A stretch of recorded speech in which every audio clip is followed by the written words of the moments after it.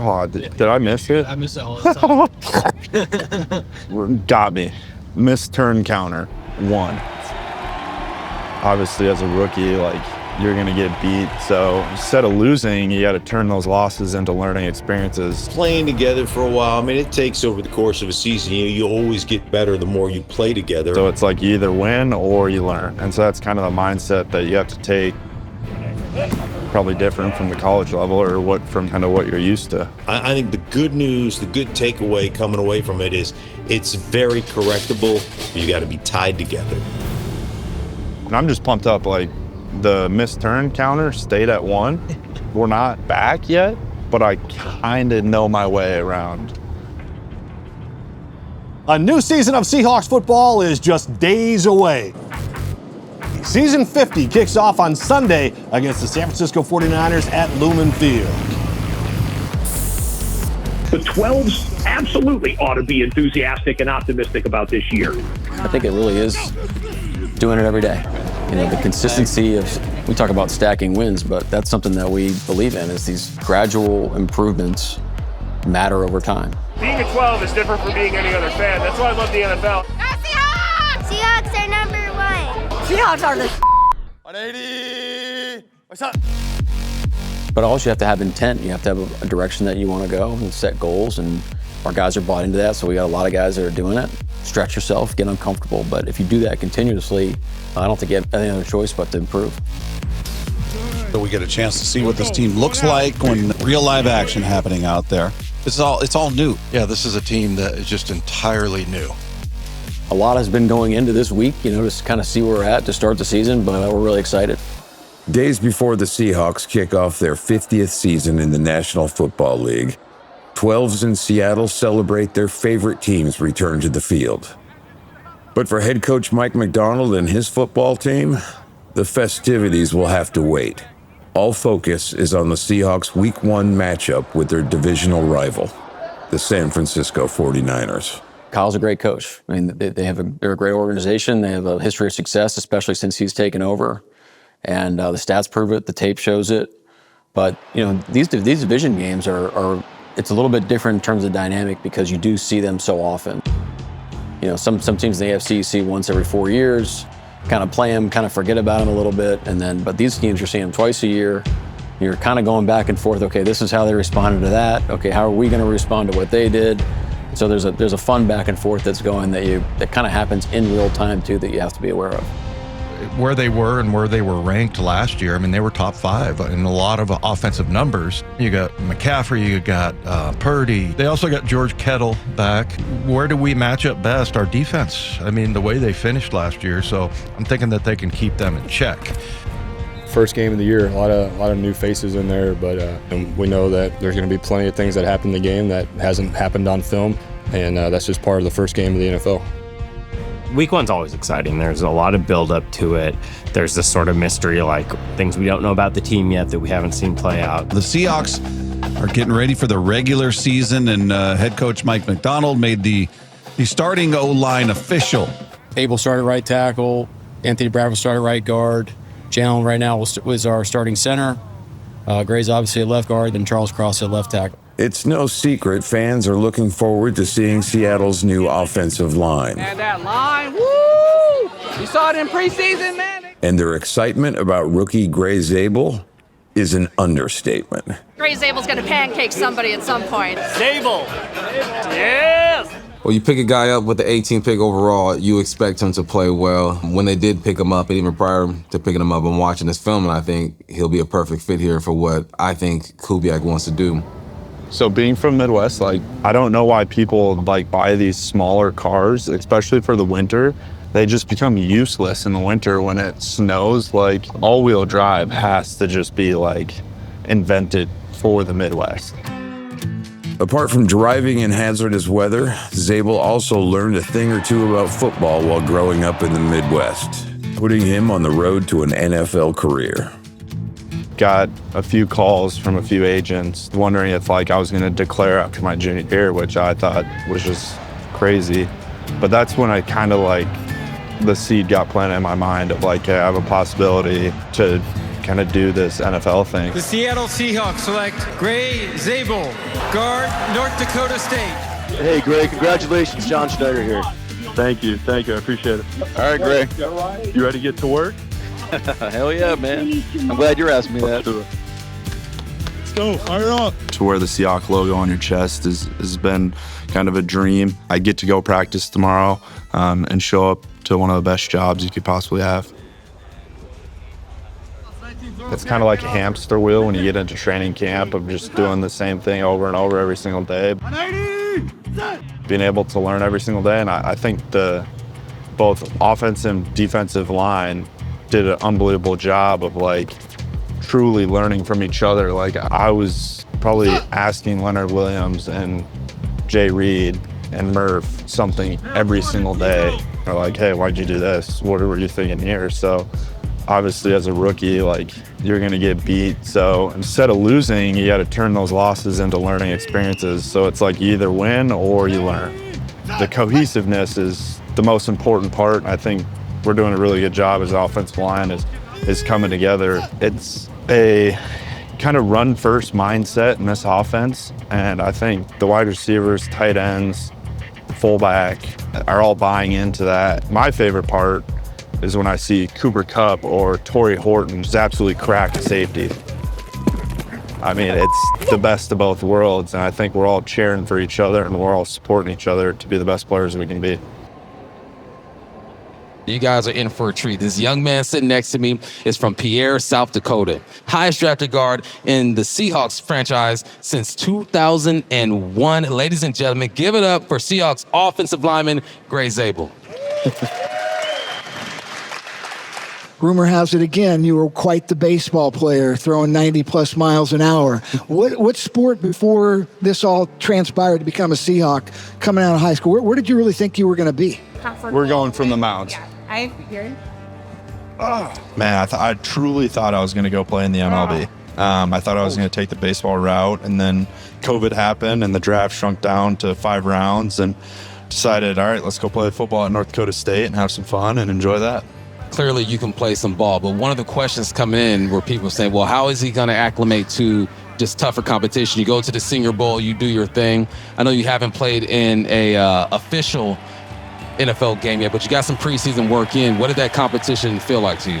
Yeah, there was a lot of ups and downs. I mean, if you see the first play of my NFL career, got blown. It's more of a bull rush, caught you off guard. Yeah, it was, it caught me. Yeah, it caught me off guard. But there's going to be so many learning experiences, and I know it might be a rocky road here and there, and it might be tough, but you obviously want your growth being in kind of an upward trajectory and getting better every single day. And we're talking on the way here. I mean, it's got to be wins or learning experiences. There's no such thing as losses in this first year, because you're going to learn from every single time you lose or you might not do your best. So I think taking that mindset and being able to adapt on the fly and understand that this game is pretty crucial, that you can able to learn from every single play is going to be super important. Niners won the toss, deferred to the second half. Off we go here with week 1. And the Seahawks will get it the new. You can have all the pieces lined up. You can have all the personnel that you think you need to play this game, but you never really know until you go out and you play week 1. There's a good mix of veterans and some young guys here to hopefully put a good product on the football field. We're getting word that Kittle suffered a hamstring injury and is out. He's done for the day. And this, of course, is a different team when he's on the field. Under pressure, Purdy got sacked. Julian Love on the safety blitz. It's a really nice red zone stop here by Seattle. Jake Moody was looking for a bounce back here. He missed 9 of his last 20 tries last season, and he starts this year by doinking one. No good. Seahawks trying to take a massive turn here going into the half after the miss from Moody. Look at the difference in the coverage. Now they're up here tight. And Darnold's going to run it right side, get what they can to make this a more manageable attempt. Jason Myers from this distance last year was 7 of 8. From 48 yards, it is right down the middle. And not hard to find the difference in this first half. The miss from point blank for Jake Moody. The make from 48 from Jason Myers. with the 49ers down 3:19 to go. Let's see who they send out there. We know that George Kittle is out. And that is Tonjes again. Jake Tonjes scoots ahead for a first down. Seldom used, but stepping into the role of Kittle. Man, our guys played really, really hard. We need to play more complementary football. We can play that way. We just have to play better in those situations, and then we'll maintain the ball better. Has time. Now he's got to scramble. Still looking, scrambling. Now he's just going to throw high, and it's caught. It's taken away from the defender. It's caught by the Niners, Jay Tonjes. Probably the guy we least expected coming into this game to play a critical role. Nobody happier in this stadium than George Kittle. Put ourselves in a position to win, and obviously very disappointed that about the outcome. Looks, fires, ball comes off his hand. Is it a fumble? Is it an incomplete pass? If it's a fumble, the Niners recover ball game. And that's going to do it. I think our guys played incredibly hard, played for the, all 60 minutes, gave ourselves a chance to win there at the end. Let's go figure out things that we can do better and move forward, so, which we will. Today's final score, the Niners 17, the Seahawks 13. We're a good team now, and we're only going to get better, so the guys will respond, and let's go have a great week, go to Pittsburgh. I know it wasn't pretty. It wasn't the game that people wanted. You want to go out there and beat the 49ers at home, I get that. But you hold them to 17 points. And typically when you do that, you win that ball game.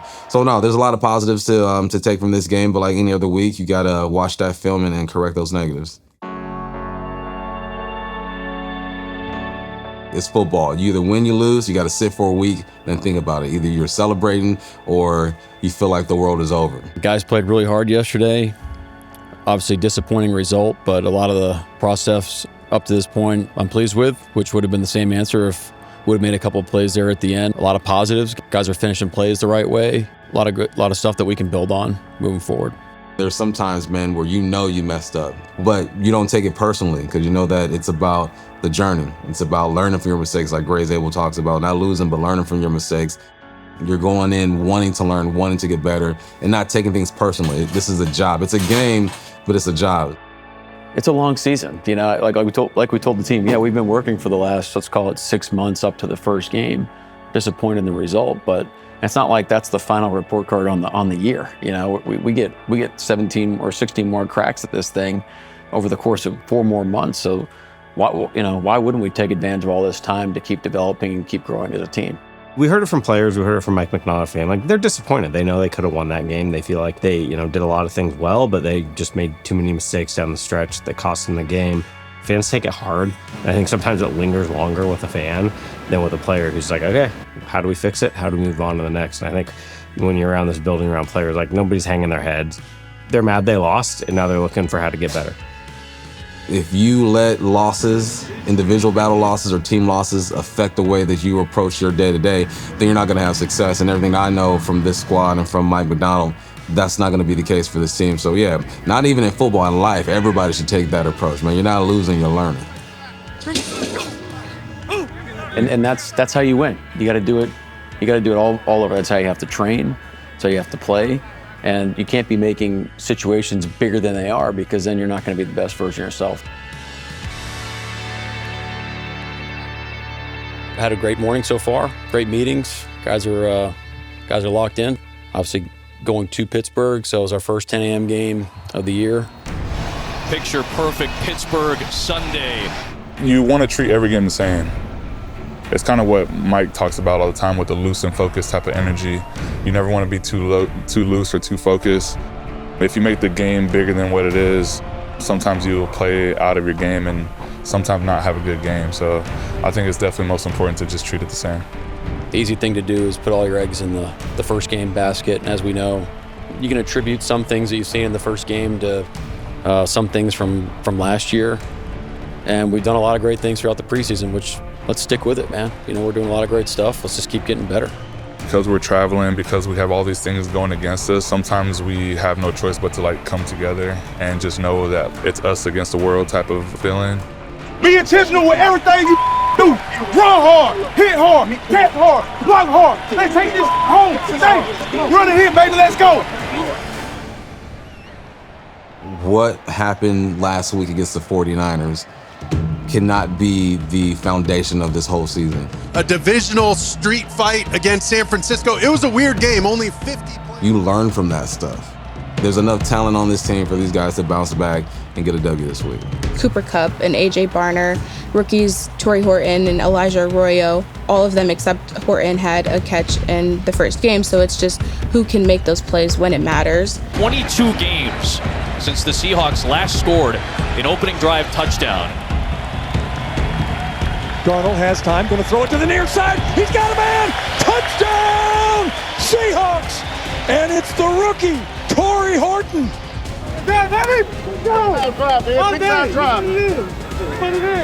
And Torrey Horton has his welcome to the NFL moment. We got threats, all around the field, and excited for these guys. Excited for Torrey. I feel, great taking the field with those guys. Trying to protect Darnold here. Over the middle, it's a touchdown. A.J. Barner. And Seattle's right back in it. With the score even at 14, a win today would make history. But a familiar foe stands in the way. When he's right, Aaron Rodgers is, an all-time quarterback. Improviser, making things happen when plays look like they're breaking down.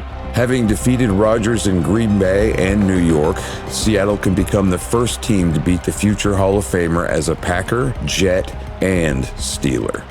I can't think of a quarterback over the years who's made more frustrating for an opponent when you think you have him and can make just crazy off-platform throws. He can still throw the ball well, and when you have a DK Metcalf on the other end of that, that is going to be something that the Seahawks have to defend. Hey, let's get a stop. Last week he showed us some juice in the tank. Well, let's be real, man. He's 40-something years old. So what do? You get after him. You make him have to get out that pocket or try to get out the pocket and cloud up those passing lanes. Takes the snap, looks to the end zone, scrambles left, still looking, fires a shot. Ball is intercepted in the end zone.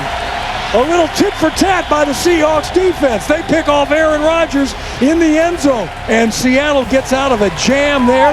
Yes, sir!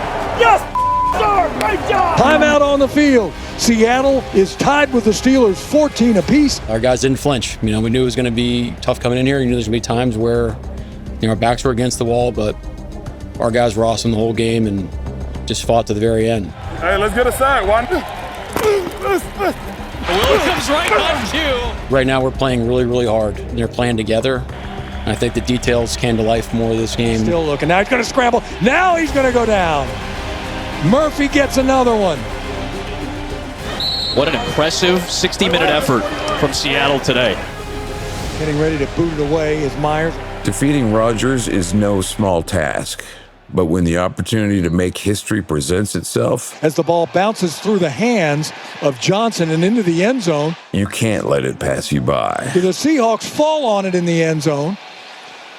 It's going to be a touchdown, Seahawks! You have to talk rules. You got to know the rules of the game and play by them better than everybody else, which actually Brian Ayers talked about, sideline recoveries yesterday, from that matter of fact. So Brian Ayers deserves a lot of credit too. But that's a heck of a play by George, understanding the situation and then staying in bounds and recovering it. Holy catfish! And the Seahawks have now extended their lead 23-14 on as crazy and as freaky a play as I have seen. Hey, K9, you running that, dog. Keep going. We got your back. With nearly 100 yards from scrimmage on the day, Kenneth Walker's production poses a threat to the Pittsburgh defense. He jumps over a tackler. And Walker slicing through the defense and powering past the 40 as he bangs over a defender in Juan Thornhill. Let's go. Defense play a great game, and I feel like we got to play a great game as well, to complement them in special teams. So I feel like when all three units is playing great, we can win. Ken Walker III, he's getting warmed up, folks. Look out if you're a Steelers fan. Inside of 5 minutes now, what is a one-possession game, a touchdown here really flips the win probability in Seattle's favor. Darnold steps up, talking to Oluwatimi, now steps back. Sam wants the ball, he gets it. Here comes the blitz. Sam gets away from it, looks, dumps it over the top. It's Barner, makes the catch, is run out of bounds near sidelines.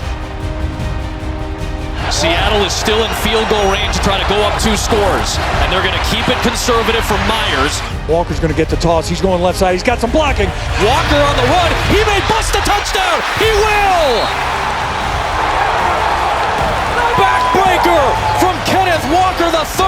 and Seattle jumps out by 2 scores. Ken Walker the third.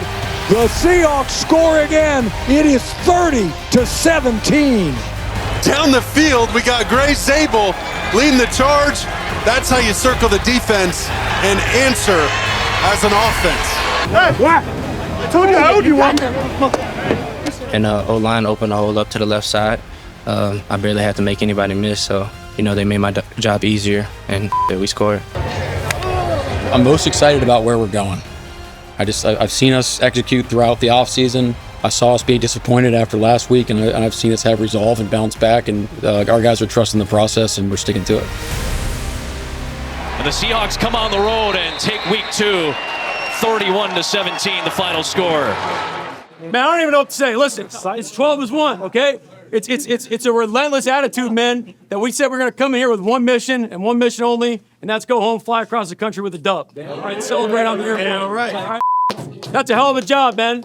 That's a freaking hell of a job. You should be proud of yourselves, guys. You should be freaking proud of yourselves. Let's go Hawks on 3. 1, 2, 3.